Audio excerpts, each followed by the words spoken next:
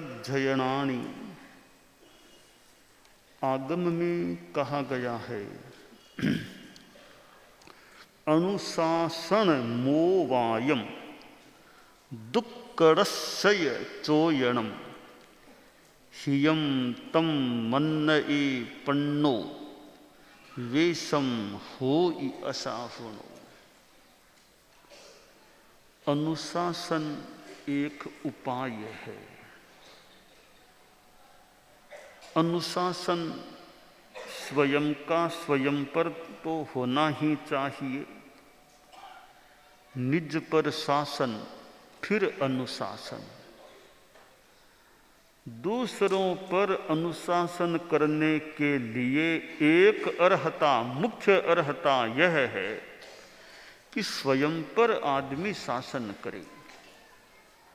जो स्वयं पर शासन करने में बहुत ही कमजोर है, उस व्यक्ति को दूसरों पर अनुशासन करने का नैतिक अधिकार है या नहीं। कि स्वयं संयम नहीं रखता, अनुशासन अपने आप पर नहीं रखता, न वाणी का संयम, न काय का संयम, न मर्यादाओं के प्रति जागरूकता, न आचार में निष्ठा। स्वयं पर जो अनुशासन नहीं कर सके, उसे दूसरों पर अनुशासन करने का अधिकार वास्तव में है या नहीं। तो यह जो घोष दिया गया, निज पर शासन फिर अनुशासन, जयाचार्य प्रवर की महाप्रयाण शताब्दी मनाई गई थी। विक्रम संवत 2037 का मर्यादा महोत्सव सरदार शहर में था। फिर 38 का चतुर्मास दिल्ली में था। फिर विक्रम संवत 2038 का मर्यादा महोत्सव गंगा शहर में था। और अनुशासन वर्ष, और जयाचार्य का तो जीवन एक अनुशासन से भी जुड़ा हुआ है। और उन दिनों का यह घोष, निज पर शासन फिर अनुशासन, सुंदर घोष है। और अनुशासन करने वाले के लिए बोध पाठ है, एक दिशा निर्देश है कि दूसरों पर अनुशासन करना है तो पहले खुद पर शासन करो, तब दूसरों पर अनुशासन की अर्हता, योग्यता इस संदर्भ में या एक संदर्भ में आ सकेगी। अनुशासन जहाँ संगठन है, समाज है, वहाँ अपेक्षित भी होता है। ये सारणा वारणा महत्वपूर्ण प्रतीत हो रही है कि गलतियों पर, प्रमाद पर अंगुली निर्देश होता रहे, अच्छे कार्य के लिए इंगित निर्देश मिलता रहे, तो संगठन अच्छा रह सकता है। और गलतियों पर भी कोई कहने वाला, बताने वाला, समझाने वाला नहीं हो। मानो कि राम राज बरते राम राज, कोई कुछ भी करे, कुछ भी कोई कहने वाला नहीं है, तो फिर वह संगठन कमजोर पड़ सकता है और जल्दी कभी धराशायी भी हो तो हो जाए। इसलिए यह अंगुली निर्देश करना और अंगुली निर्देश करने की योग्यता का होना, इनकी भी अपेक्षा प्रतीत हो रही है। और जो मुखिया हो, नेता हो, अनुशासता हो, उसकी तो थोड़ी जानकारी भी, दृष्टि रहे भी कहाँ क्या हो रहा है, जितना संभव हो सके दृष्टि रहे। संस्कृत में एक उसको सूक्त जैसा मान लें, एक जगह आया है, राजानस चार चक्षुष है, राजानस चार चक्षुष है। अब चार का मतलब फोर, वो चार नहीं है, संस्कृत का शब्द है। राजानस चार चक्षुष है कि राजा की आंखें, वो गुप्तचर ऐसे लोग राजा की आंखें होती हैं। राजा तो एक जगह बैठा है, महल में बैठा है, वो सब जगह जा पाए न जा पाए। हालांकि प्राचीन काल की संभवतः ये बात आती है कि राजा रात में वेश बदल करके नगर में भ्रमण करते, वेश बदल कर आम आदमी के वेश में, यानी नगर की स्थितियों को जानने का संभवतः प्रयास करते। वो हो तो ठीक है, वरना राजा एक जगह बैठा है तो उसके पास रिपोर्ट आती रहे कि कहाँ की क्या स्थितियाँ हैं, या कोई खुद की ही कोई अपनी प्रज्ञा से ओर से आकलन होता रहे।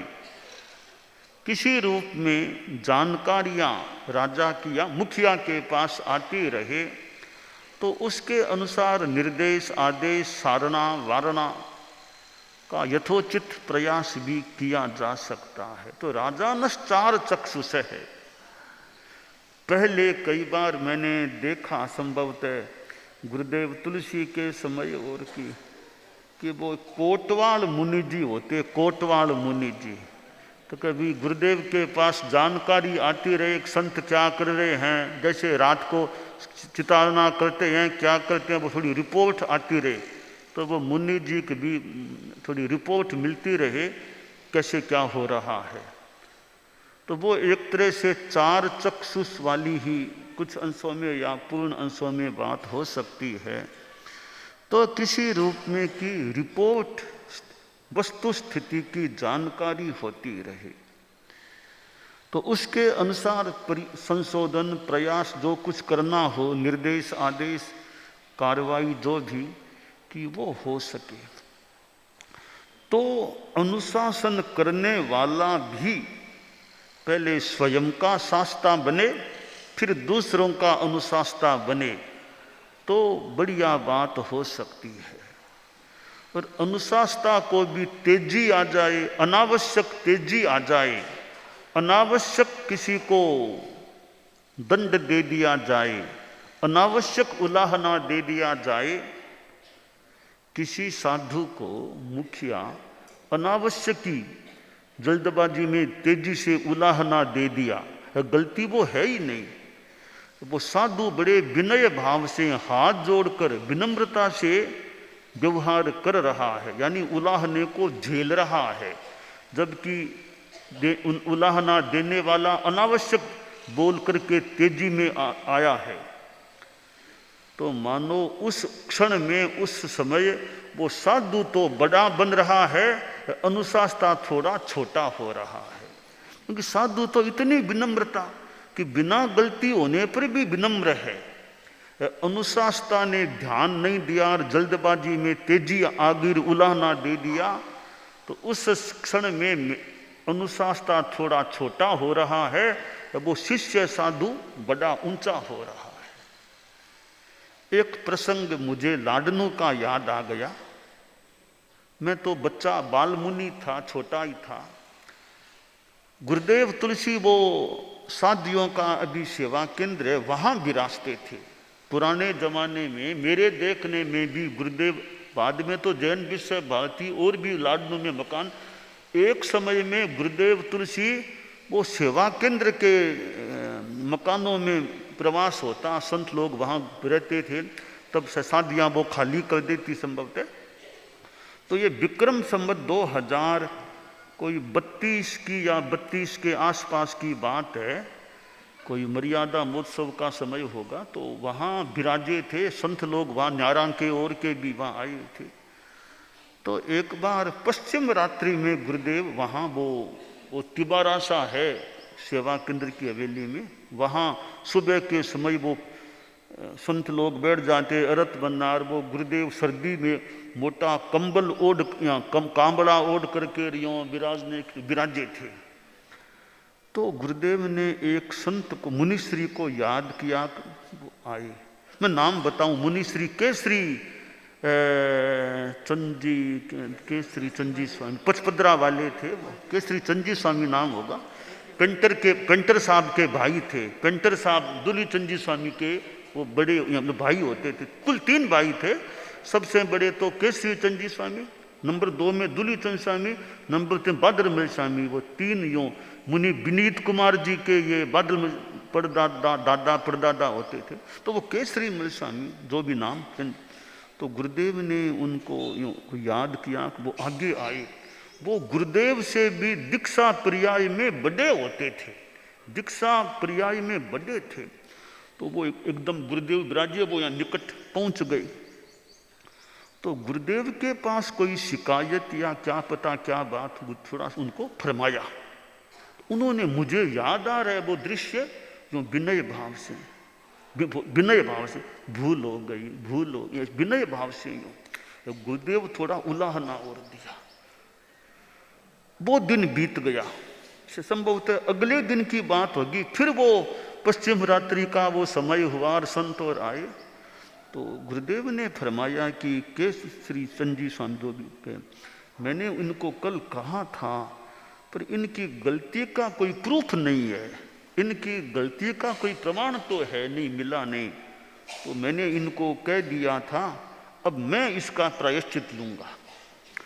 तो मैं याद, कोई एकासन कुछ खुद ने कहा, मैं अब एकासन का, याद है रणजीत कुमार स्वामी, याद है? फरमाओ, कई बात है, घटना याद है ना? उस समय साथ में थे ना आप भी, वहाँ नहीं थी क्या लाडनू में? तो सुना हुआ है, कहीं कहीं बात हुई।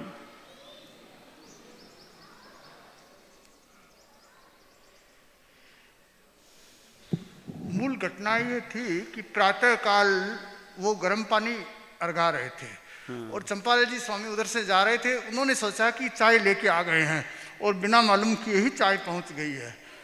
तो गुरुदेव के पास ये शिकायत चली गई।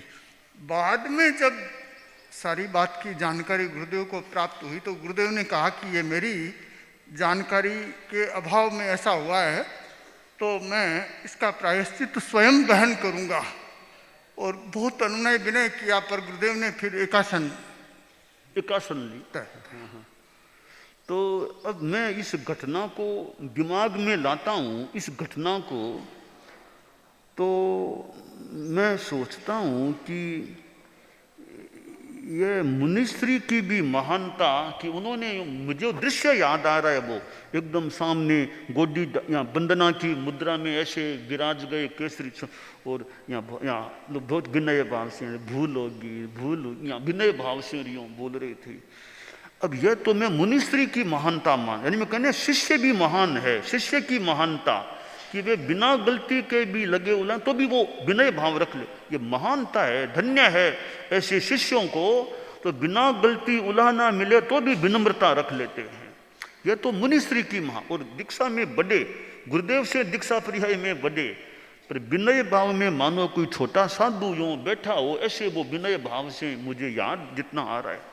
अब यह तो उनकी महानता। अब गुरुदेव की महानता देखें, उन्होंने ठीक है एक बार जैसी कोई बात ध्यान में आई होगी, फरमा दिया होगा, बाद में उनको लगा कि कोई ऐसी एकदम कोई पुष्ट कोई प्रमाण नहीं है। उन्होंने खुद ने कहा, मैंने बिना यानी प्रमाण, बिना कोई जानकारी कह दिया था, अब इसका प्रायश्चित मैं ले रहा हूँ कि मैंने बिना गलती या बिना प्रमाण कैसे कह दिया। खुद यह गुरुदेव की महानता है, एक अनुशासता थे, पर यह नहीं कि कह दिया तो कह दिया, उन्होंने स्वीकार किया और खुद ने प्रायश्चित, मैं प्रायश्चित ले रहा हूँ एकासन का, जो भी वो लिया।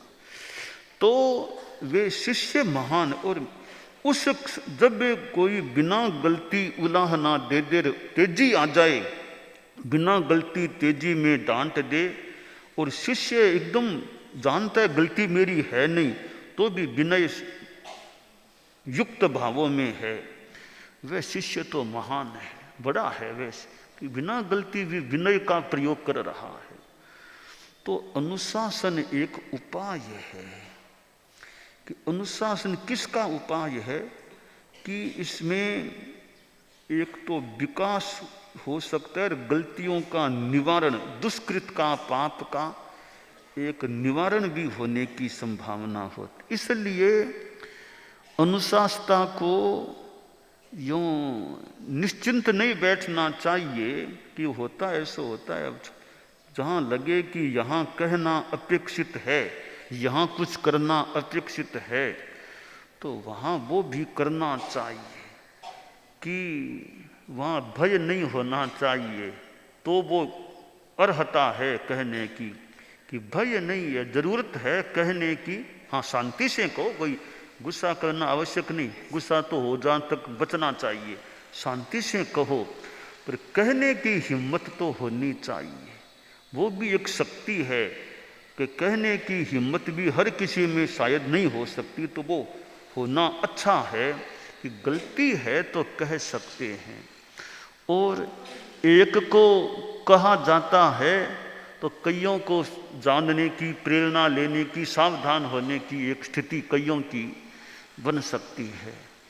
तो कई बार परिषद में कुछ कहा जाए, गुरुदेव तुलसी ने तो वो विद्यासर का, उनके जीवन का जो प्रसंग है, वो उन्होंने परिषद के बीच में जो वो कैसे वो एक शक्ति, ये भी एक शक्ति होती होगी कि इतना परिषद के बीच भी कोई यूँ फरमा दे, इतना करनी अनुशासन कर दे, यह भी कोई पुण्यवत्ता कह दें, शक्ति कह दें कि परिषद के बीच भी कोई इतना कठोर अपना कदम उठाना वो कर सके। तो वो गुरुदेव के जीवन का संभवतः विरल प्रसंग है। कठोर यानी अनुशासन की दृष्टि से जहाँ तक मेरा अनुमान है, गुरुदेव तुलसी के आचार्य काल का, समग्र आचार्य काल का वह भी एक विरल प्रसंग है। उन्होंने किस प्रकार एक अनुशासन का प्रयोग किया था। तो जहाँ जैसा उचित लगे वैसा करना हो सकता है। तो अनुशासन की उपेक्षा भी संगठन में सामान्यतया होनी नहीं चाहिए कि कोई कहा जा सके। तो जो कहने से, बताने से थोड़ी वो शुद्धता, शुद्धि रहने की स्थिति बन सकती है। तो ये हमारी पूछा होती है साधु साधियों की, न्यारा के श्रृंगारों की प्रायः पूछा होती है। वो भी एक प्रकार से शुद्धि का उपाय हो सकता है। अभी पूछताछ तो करो, क्या किया क्या नहीं किया। पूछताछ करने से कुछ बात सामने आ सकती है, फिर उसका प्रतिकार का प्रयास भी हो सकता है। तो ये पूछा होना, वार्षिक विवरण आना, वार्षिक विवरण में जो अपनी अच्छी तरह से बात लिख दी जाए, उससे भी पता चले भी ये नहीं करना चाहिए था, इन्होंने किया है, तो पूछताछ करें, कोई प्रायश्चित दें, दंड दें। अब मैंने वो साधियों की गोष्ठी की कुछ दिनों पहले, न्यारा के अग्रणी साधियों की, तो मुझको भी कुछ वार्षिक रिपोर्टें देनी है, जो कुछ पूछताछ करना वो भी कर लें। तो मतलब अब इतनों के सामने भी यह बात है तो नहीं होनी, तो कईयों को भी ऐसा हमारे लिए नहीं होना चाहिए, नहीं करना चाहिए। तो यह शुद्धि, लक्ष्य शुद्धि का रहे, सुधार का रहे, तो यह अनुशासन है, वह एक उपाय बन सकता है। तो ये जो शिष्यों का या साधु साधियों का विनय होता है, वो तो उनकी महानता की, महान केवल गुरु ही नहीं हो सकते, शिष्य भी बड़े महान हो सकते हैं। कि शिष्यों में भी अपनी नम्रता है, ज्ञान है, जागरूकता है, तो वे शिष्य भी अपने क्षेत्र में, अपनी सीमा में एक महान व्यक्तित्व होते हैं।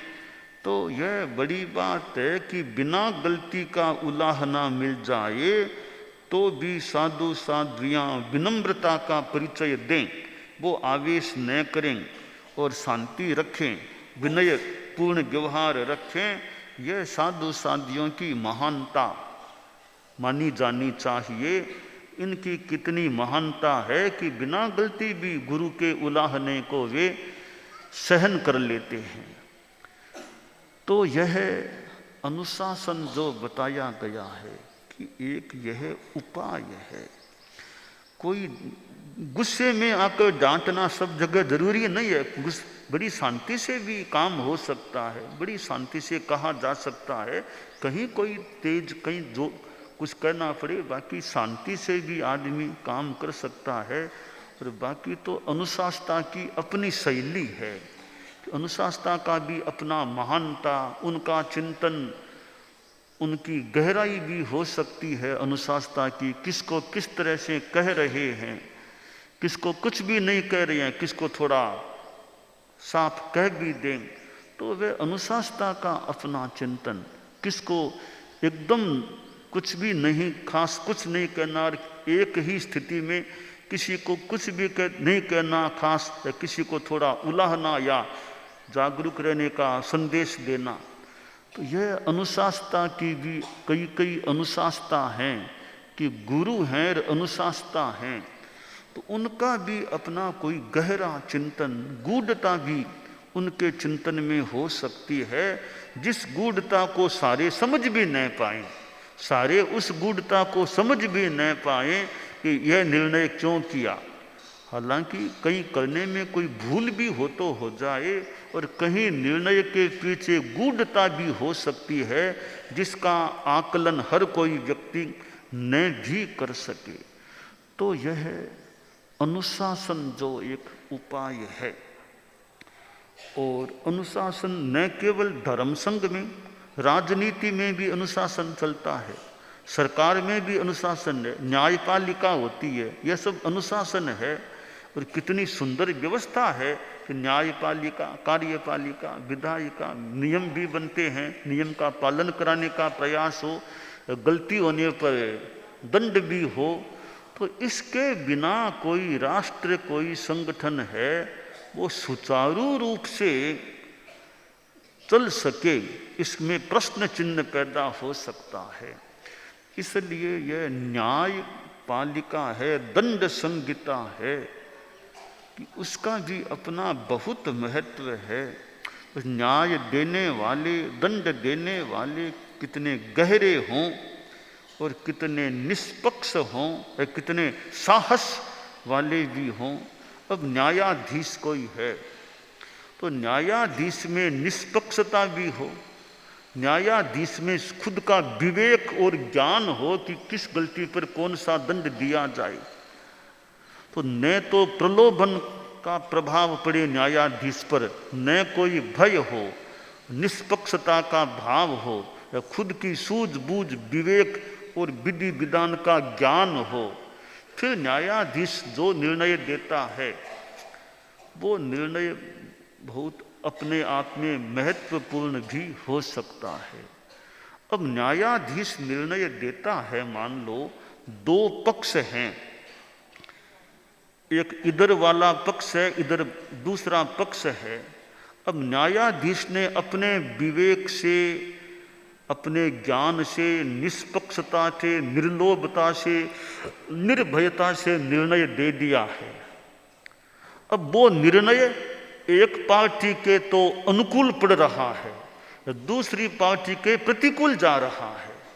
ठीक है, अब जिसके प्रतिकूल जा रहा है वो बोलेगा सा पक्षपात हो गया, सा पक्षपात कर दिया, वो भले बोले पक्षपात किया है, पर न्यायाधीश ने अपने विवेक से फैसला दिया है, तो पक्षपात किया कि नहीं किया, जिसके प्रतिकूल पड़ा वो कहता है कि पक्षपात किया है। तो जरूरी नहीं है कि पक्षपात किया, न्यायाधीश का अपना विवेक। मान लो कोई भूल भी हुई है तो निर्णय तो न्यायाधीश का है, या तो और ऊपर के कोर्ट में हो तो वहां जाओ, और ऊपर के कोर्ट हो तो वहां जाओ, वो कुछ ऊपर है ही नहीं, तो निर्णय गलत है सही है, आखिर वो मानना तो, मानने के लिए तो बाध्य होना पड़ सकता है। तो न्याय देने वाले का अपना विवेक, अपनी निष्पक्षता, अपनी सूझबूझ, निर्लोभता, ये सब गुण हैं। फिर तो न्यायाधीश ने जो निर्णय दे दिया बस वो एक तरह से स्वीकार्य हो जाता है। तो यह न्यायालय भी एक प्रकार से अनुशासन है। ये अनेक जो लोकतंत्र में पुलिस आदि की, प्रशासन की और की कितनी व्यवस्थाएं हैं, तो जैसे ये राष्ट्र में ये व्यवस्थाएं चलती, तो इसी प्रकार समाज में भी अनुशासन की बात है। धर्म संघों में भी अनुशासन की व्यवस्था अपेक्षित होती है, और ताकि एक साधना वारणा के द्वारा अच्छा क्रम रह सके और संगठन भी खूब आगे बढ़ सके। और पर्टिकुलरली हमारे धर्म संघ में हम देखें तो यों माने आचार्य भिक्षु के समय से जो हमारे धर्म संघ में विधान, मर्यादा, अनुशासन, ये स्थितियां जो शुरू हुई हैं, और यह एक शिष्य एक गुरु की परंपरा जो चली है, वह ऐसे कि सारे शिष्य एक ही आचार्य के, एक ही गुरु के हों, यह संघ की एकता की दृष्टि से एक महत्वपूर्ण बात है। और हमारे धर्म संघ में साधु साधियाँ भी जो हुए हैं, इतने कोई तो सेवा भावी क्या, विनीत क्या, इतने विनीत, इतने सेवा भावी, तो ऐसे साधु साधियाँ जिस धर्म संघ में हों तो वे साधु साधियाँ तो महान हैं, तो इतने निर्भिमानी, विनीत और समझदार हैं, ज्ञानी भी हैं, फिर भी बड़े विनीत रहते हैं। अब हमारे धर्म संघ में आज की डेट में हम देखें तो कई पढ़े लिखे विद्वान साधु विदुषी साध्वियाँ, और जिनके पास डिग्रीज भी हैं, कोई डॉक्टर हैं, कोई एमए और एमबीएस डिग्रियां जिनके पास हैं, और जो अपने ढंग में कोई वक्ता हैं, कोई लेखक हैं, कोई बातचीत में, प्रवचन में और में हैं, अपनी अपनी विशेषताएं वाले हैं, कोई अपने क्षेत्र के विशेषज्ञ हो सकते हैं। इतने सब बातों, इतनी बातों के बाद भी एक अनुशासन की डोर में रहते हैं, यह एक बड़ी बात है, विशेष बात लग रही है। कि जो ऐसे नहीं अनपढ़ है, अनपढ़ नहीं, पढ़े लिखे भी हैं, तेज यूँ अच्छे हैं अपने क्षेत्र के, फिर भी अनुशासन में रहना कितनी अच्छी बात भी है और बड़ी बात भी है।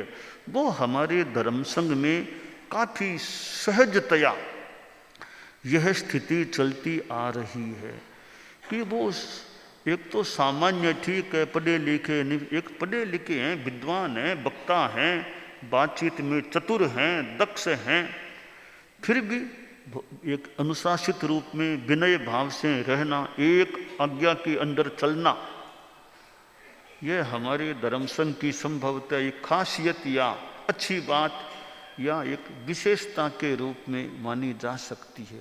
और तो क्या, बनने वाले आचार्य बहुत बड़ी उम्र के नहीं है, वो भी कम ज़्यादा उम्र के नहीं है, तो फिर भी उनके अनुशासन को महत्व देकर के भी हमारे अब ये आचार्य हैं, तो अब इनके अब आचार्य श्री तुलसी जैसे करीब 22 वर्ष का युवा जो थे वो धर्म संघ के आचार्य बन गए। उनसे तो कितने संत बड़े थे, कितने बड़े, कोई तत्वज्ञानी और यों ढिंचाल और साधु रहे। एक 22 वर्ष के नए नव युवक जैसे आचार्य और उनके नेतृत्व को स्वीकार करना, उनके नेतृत्व में चलना। वो नथमल जी स्वामी गढ़बोर वाले थे, कौन, वो आए जब गुरुदेव तुलसी आचार्य बने, फिर वो आए, तो मैंने से गुरुदेव से ही सुना था कि वो आए तो कोई गुरुदेव उनको यूँ वंदना करने के लिए, वो तो बड़े थे ना, वंदना करने के लिए बैठे होंगे, तो मुझे याद आ रहे उन्होंने गुरुदेव को ऊंचा उठा लिया, गुरुदेव को यूँ हाथ में लेके ऊंचा उठा, ऐसा मुझे सुना हुआ है। नथमल जी स्वामी को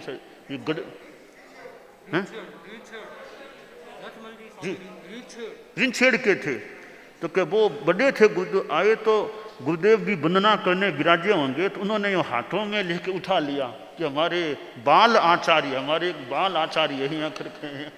यानी बड़े संतों ने भी कितना उनको महत्व दिया कि छोटी उम्र के आचार्य श्री हैं, 22 साल करीब उम्र है, तो उनको भी इतना सम्मान दिया। और मगन मुनि बाद में मंत्री मुनि बने कि जब युवाचार्य पद दिया था वो रंग भवन में, तो जब युवाचार्य नियुक्ति हो गई, अब पंचमी के लिए युवाचार्य श्री को पधारना था, तो वो पेड़ियों में मगन मुनि आए के सारा दे करके युवाचार्य श्री को सारा दे करके नीचे सारा देने के हाथ आगे बढ़ाया। वो युवाचार्य थे, वो मगन मुनि कितने बड़े उम्र में, तो वो भी किसी दिया तो हाथ का सारा दे करके युवाचार्य श्री को सारा दे करके नीचे। यह संघ की गरिमा है। छोटी उम्र के युवाचार्य श्री वो मानीस थे, बड़े वरिष्ठ मुनि मगन मुनि एक नव नियुक्त युवाचार्य को भी सहारा दे करके, तो यूँ ये हमारे धर्म संघ की कुछ गरिमा की ये महत्वपूर्ण बातें हैं। तो ये संत लोग बड़े हमारे संत, क्योंकि आचार्य के पास जो संत इतने रहते हैं वो उनका इतना विनय का व्यवहार है। और साधियाँ हालांकि इतनी ज़्यादा निकट तो नहीं रहती, पर वो साधियों का भी अपना व्यवहार है।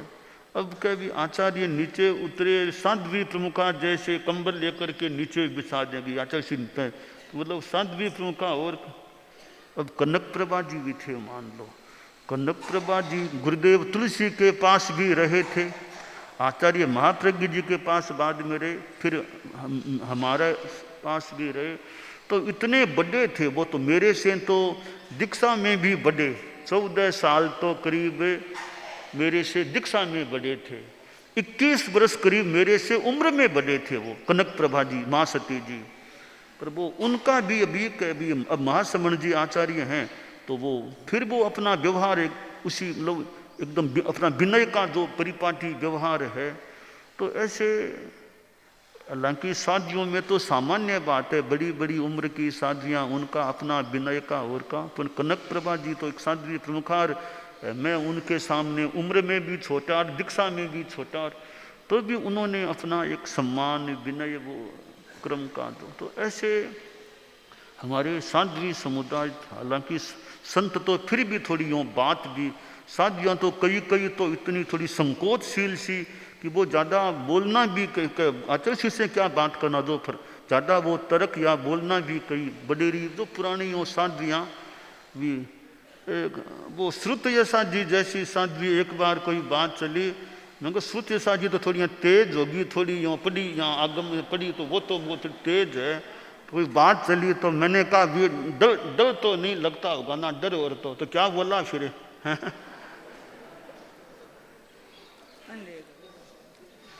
जब बम्बई में गुरुदेव विराज रहे थे, चातुर्मास का समय था, हम लोगों का दीक्षा दिन था, तो गुरुदेव ने ऐसे पूछा कि डर तो नहीं लगता है ना। तो मैंने निवेदन किया, गुरुदेव मेरी डर की वैसे प्रकृति नहीं है ज़्यादा।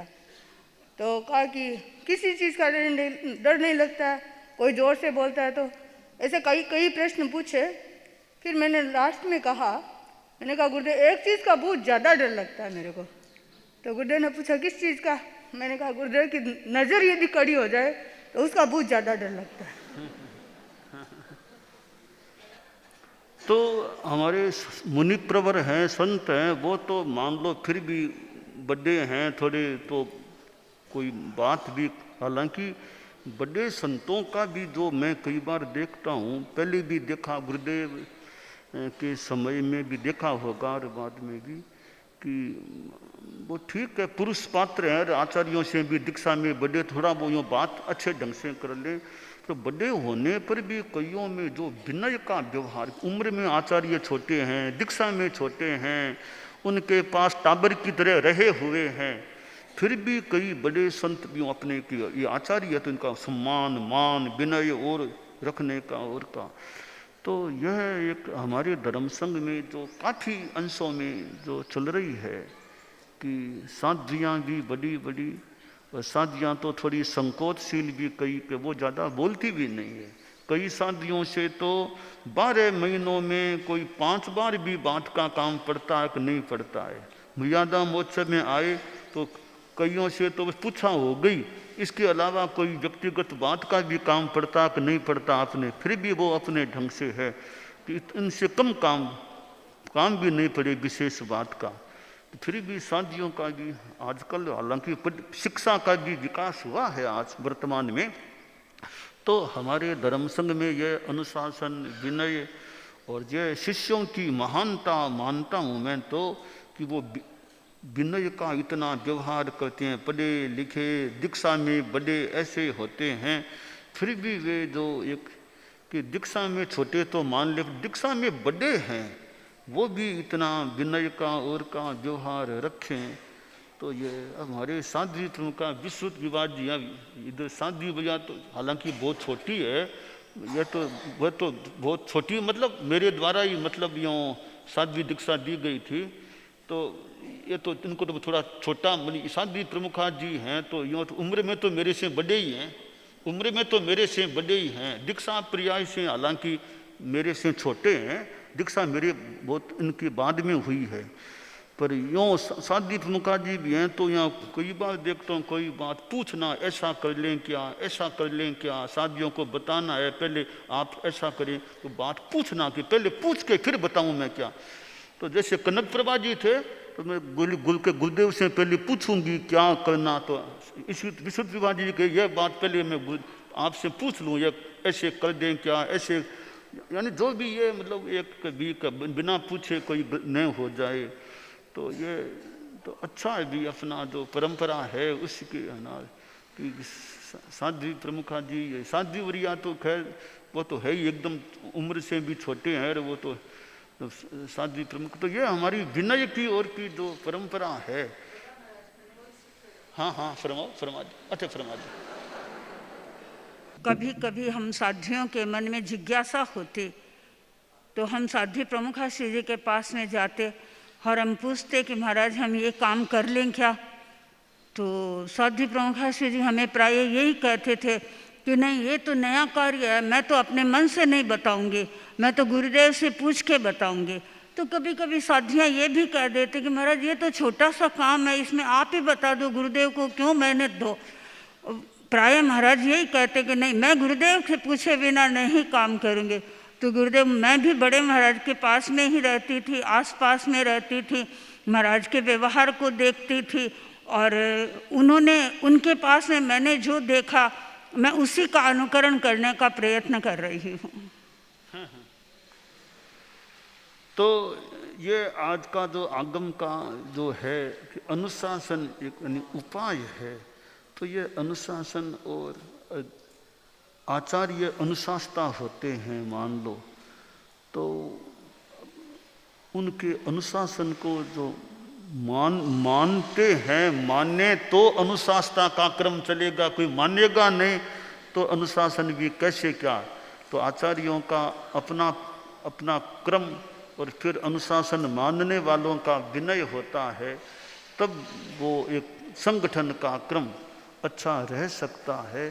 तो संगठन में यह अनुशासन भी एक पक्ष है, एक आयाम है कि संगठन की सुरक्षा, संगठन के विकास का क्रम कैसा रहे, और कई फैक्टर्स ज्ञानवत्ता, आचारवत्ता, इसी तरह विनयशीलता और हमारी ये अनुशासनबद्धता का जो क्रम है। अब इतनी साधियाँ, इतने संत हैं, तो देखिए अपने संत भी रह रहे हैं अपने अपने ठिकानों में। अब जो स्थान जैसे व्यवस्था हुई है, इधर साधियों के भी ठिकाने, प्रज्ञा निलयम वो है, एक अमृतायन हो गया, समाधि वरम, तीन ठिकाने संतों के हो गए, भिक्षु विहार और इधर महाश्रमण विहार, अहिंसा भवन, 3 ठिकाने संतों की अपनी अपनी व्यवस्था में। अब यह अनुशासन ही है, जो व्यवस्थाएं बैठ गई अपने ढंग से अब रह रहे हैं। तो यह हम सभी में अनुशासन का भाव, विनय का भाव सब में अच्छा रहे, यह काम्य है।